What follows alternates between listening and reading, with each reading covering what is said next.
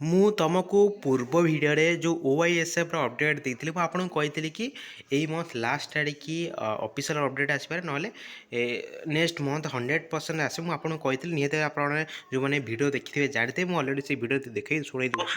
Recommend ବହୁତ ଜଲ୍ଦି next month ବା ଏଇ ମନ୍ଥ ଲାଷ୍ଟ ଆଡ଼ିକି ଆପଣଙ୍କୁ ଆସିଯିବାକୁ ମିଳିବ। ଯେମିତି ମୁଁ ତ ଦେଖିଲ OISF କହିଥିଲି ଆସିବ ମାନେ ଆସିବ 100% ଆସିଲା।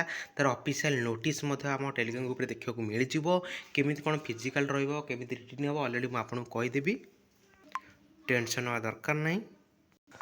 ଓକେ, ଆଉ ଗୋଟେ କଥା, ଯେଉଁମାନେ ଆମ ଟେଲିଗ୍ରାମ ଗ୍ରୁପରେ ଜଏନ୍ ହେଇନାହାନ୍ତି ଟେଲିଗ୍ରାମ ଗ୍ରୁପରେ ସବୁ ଅପଡ଼େଟ୍ ଦେଇଥାଏ। ଯେକୌଣସି ଯାହା ବି ଅପଡ଼େଟ୍ ନୋଟିଫିକେସନ୍ ଆସିଲା ଦେଖ ଆପଣମାନେ ଜାଣିଥିବେ RI ଅମିନ ARI ICDSର ପ୍ରିଲିମିନାରୀ ରେଜଲ୍ଟ ବାହାରି ଯାଇଛି। ଆପଣମାନଙ୍କୁ ଅଲରେଡ଼ି ମଧ୍ୟ ସେଣ୍ଡ କରିଦେଇଛି। ସବୁ ଅପଡ଼େଟ୍ ମଧ୍ୟ ଆମ ଟେଲିଗ୍ରାମ ଗ୍ରୁପରେ ଅପଡ଼େଟ୍ ମଧ୍ୟ ଦେଇଥାଏ। ଓକେ, ଆଉ ଗୋଟେ କଥା OISFର ଅଫିସିଆଲ ଲେଟର୍ ଆସିଯାଇଛି। ଅଲରେଡ଼ି ମୁଁ ଆପଣଙ୍କୁ କହିଥିଲି ଏଇ ମନ୍ଥ ଲାଷ୍ଟ ଆଡ଼ିକି ନହେଲେ ନେକ୍ସଟ ମନ୍ଥରେ ଆସିବ। ଆପଣଙ୍କୁ କହିଥିଲି ଆସିଯାଇଛି 100%। ସମସ୍ତ ପିଲା ବି ମେସେଜ୍ କରିଦେଲେ ଭାଇ ସତରେ କଥା ଆପଣ ଯାହା ବି କହୁଛନ୍ତି ସେୟା ହେଇକି ଚାଲିଛି। ହୋମଗାର୍ଡ଼ରେ ମଧ୍ୟ କହିଥିଲି ଫେବୃଆରୀ ମାସରେ ଆସିବ ମାନେ ଆସିବ ହେଲା। OECR ବି କଥା କହିଥିଲି ଆସିବ କି ନା ଆସିବ। ଯେଉଁମାନେ ବି ଆମ ୟୁଟ୍ୟୁବ୍ ଚ୍ୟାନେଲ୍ କଣ୍ଟିନ୍ୟୁ ଦେଖୁଥିବେ ନିହାତି ଭାବରେ ଜାଣିଥିବେ। ଚାଲନ୍ତୁ ଡେରି ନ କରି ଟାଇମ୍ ୱେଷ୍ଟ କରିନି ମୁଁ ଆପଣଙ୍କୁ କହିଦେଉଛି କ'ଣ କ'ଣ ରହିବ। OISF ଫିଜିକାଲ୍ କ'ଣ କ'ଣ ରହିବ, ରିଟିନ୍ କ'ଣ କ'ଣ ରହିବ ଡିଟେଲ୍ କହିଦେବି ଏବଂ ବହୁତ ଜଲ୍ଦି ଆସିବାକୁ ଯାଉଛି। କାରଣ ଅଲରେଡ଼ି ତା'ର ରୁଲ୍ ରେଗୁଲେସନ୍ ଅଲରେଡ଼ି ଆସିଯାଇଛି। ଅଫିସିଆଲ୍ ନୋଟିଫିକେସନ୍ ବହୁତ ଜଲ୍ଦି ଆସିଯାଉଛି। ତ ପାଖାପାଖି କହିଲେ ହେଲା ଦେଢ଼ ମାସ 2 ମନ୍ଥ ଭିତରେ ଆସିଯିବ। ଓକେ, ତ ଫାଷ୍ଟ କରିକି ଏଥିରେ ଫାଷ୍ଟ କରି ରିଟିନ୍ ହେବ ଯେମିତି OECBRରେ ହେଇଥିଲା। ରିଟିନ୍ ହେବ 100 ମାର୍କ ହେବ। ଆପଣ ତ ଅଲରେଡ଼ି ସିଲାବସ୍ ଜାଣିଦେଇଛ। ସିଲାବସ୍ କ'ଣ କ'ଣ ଦରକାର ତାହେଲେ ମୁଁ ଆପଣଙ୍କୁ କହିଦେବି। ଟେନସନ୍ ହେବା କିଛି ବି ଦରକାର ନାହିଁ, ଠିକ୍ ଅଛି।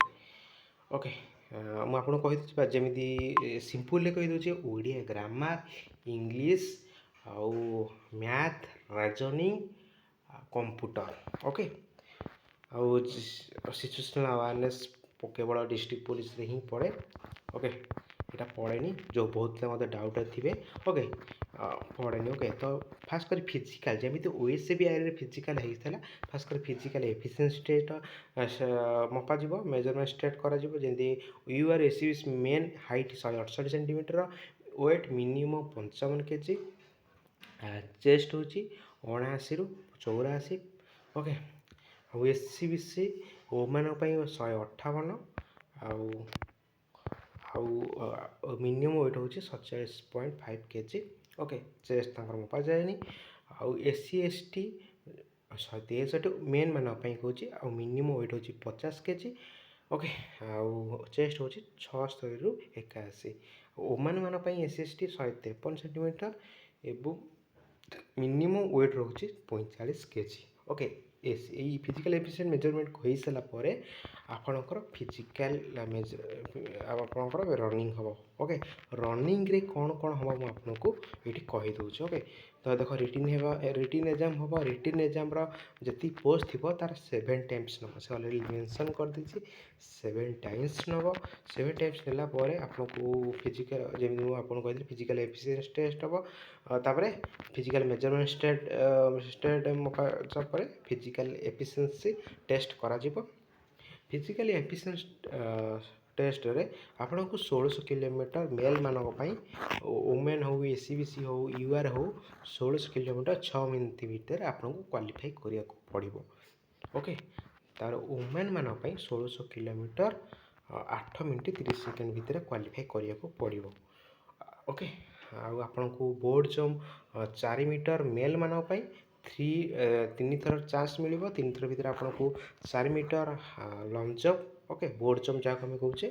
ଆଉ ଝିଅ ପିଲାମାନଙ୍କର 2.75 ମିଟର୍ସ। ଓକେ, 3 ଥର ଆକ୍ସେପ୍ଟ କରିବାକୁ ପଡ଼ିବ। 3 ଥର ଆପଣଙ୍କୁ ଚାନ୍ସ ମିଳିବ। ଆଉ ହାଇ ଜମ୍ପ ହେଉଛି ମେଲ୍ମାନଙ୍କ ପାଇଁ 1.38 ମିଟର।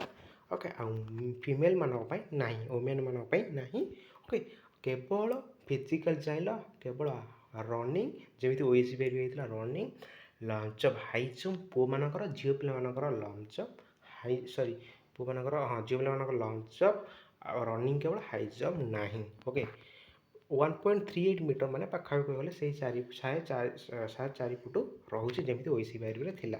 ओके आ ड्राइविंग टेस्ट 5 मार्क टेस्ट अच्छे ये तो अटोमेटिक आपने अलरेडी जिते जानते एवं जाइले रिटिन हम रिटिन 7 टाइप्स पिला नब फिजिकल एफिशिएंसी टेस्ट कर फिजिकल मेजरमेंट टेस्ट कर ओके तापर जमी फाइनाल मेरिट बनवा कथा बनब हाँ आम आपको कही मेडिकल मेडिकल जो आपको अलरेडी कहीदी मेडिकल ना ही कहले चले जो मैंने पूर्व भिडियो देखी थे सब कुछ डिटेल्स मुझे आपको टाइम वेस्ट करना चाहूनी आजिका भिडियो आपको कहीदे ओसी बारे कि सॉरी ओआईएसएफ केमी कौन सिलेक्शन प्रोसेस हुए बहुत जल्दी यार आसको चाहिए नोटिफिकेशन अलरेडी आसीगला तार ऑफिशियल ऑर्डर अलरेडी आसीगला आपने यहाँ नोटिफिकेशन आपने आम टेलीग्राम ग्रुप में देखा मिली जब आपने पाई ना ओके बहुत जल्दी आसीज सेमती निजी पढ़ापढ़ी करूँ कंटिन्यू डेली फिजिकल प्रैक्टिस करूँ निहत भाव आप आगामी अध्याय सक्सेस पाइपर आके भी वेट कर नोटिफिकेशन आसले ऑफिशियल नोटिफिकेशन अप्लाई हेले मुझे पढ़ी सेमती के वेट कर नहीं देख तो ऑटोमेटिक देखिपार तार रूल रेगुलेशन अलरेडी होगा रूल रेगुलेशन आसी माने